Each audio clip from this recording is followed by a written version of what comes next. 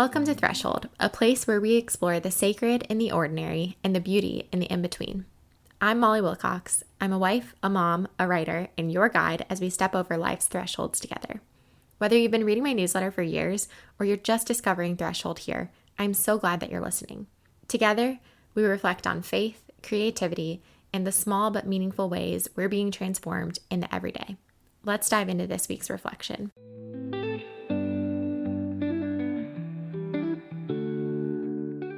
I'm getting dressed and it's starting to feel like fall.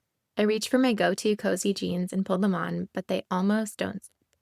I do a sit test and a squat test in the mirror and decide there is no way these are going to work today. I fold them back up, tucking them in the drawer with a gentle little goodbye to my favorite jeans. A part of me thinks I won't see them again for months. A part of me still doesn't believe. I look at my belly in the mirror. I turn sideways. There is the tiniest little bump, the smallest proof of life. Outside, my son's little boots crunch on fall leaves. By now, I thought I would have had a massive belly. I would be in maternity pants or just leggings and big sweatshirts. Instead, I'm squeezing into my clothes, letting them linger for as long as possible.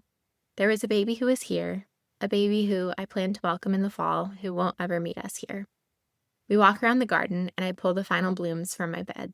It's almost time to admit to myself that these flowers aren't blooming anymore, that the frost is finally here, but it's hard to let go. After lunch, once my son is asleep, I slip into sweatpants and crash onto the couch. I'm tired. I let my hand rest on my belly. I'm missing my second baby, but right there is a little bump, and I say a gentle prayer for my third baby. Will you stay a while, I wonder? Please stay. Pregnancy after loss feels different. Milestones take on a new meaning. A kiwi-sized baby feels like such an accomplishment while also gripping my mind with fear and hope side by side. Sometimes I wish I could go back to my naive state in my first pregnancy. Everything felt like wonder and joy, and the worries were distant and far. This time, the worries are close. They sit beside me each day as unwanted companions, and I have to quiet their voices. I have to tell Hope to speak up too, and it's not easy. Hope is hard work. I go to the gym and I have a baby bump. I modify my workouts, and still, sometimes I feel like I don't even believe. It's hard to explain until you have looked loss up close, known the odds were crazy low, and still found yourself on the wrong side of them. But isn't that true of miracles too? That's what hope whispers if I listen, that miracles still happen. Maybe this is one. I wondered if my body was ready to be pregnant again. One doctor smiled and told me, "You're the perfect age to have a baby." Another said, "It's going to be hard, having another one right after losing one. But I think you can do it. Actually, I want you to do it." Sometimes it's nice when other people believe for us when we feel tentative and unsure. My fall baby is in heaven. I can't wait to hold that baby one day. Meanwhile, my body made space for another baby, another story, and said yes, we're willing to risk it all and surrender all over again. I lost my baby the week of Easter in 2025. On Good Friday, I miscarried at home, and my husband and I cried and prayed on our bathroom tile floors. When I told a friend I was pregnant again, she said, "This feels like springtime." And she's right, it does. First, we have to make it through winter.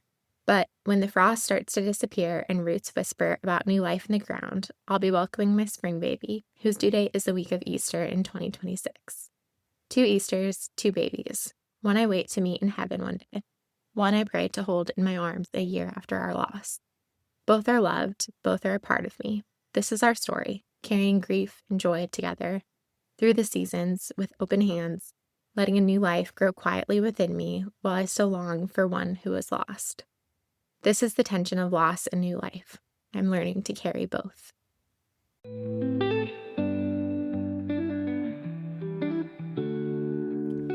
Thanks for spending time with me today on Threshold. If this episode resonated with you, I'd love for you to share it with a friend, subscribe, or leave a review. It all helps so much. And if you're not already part of the community, you can join the conversation by subscribing to my weekly newsletter on Substack, Threshold by mollywilcox.substack.com. Until next time, let's keep finding beauty in the in-between.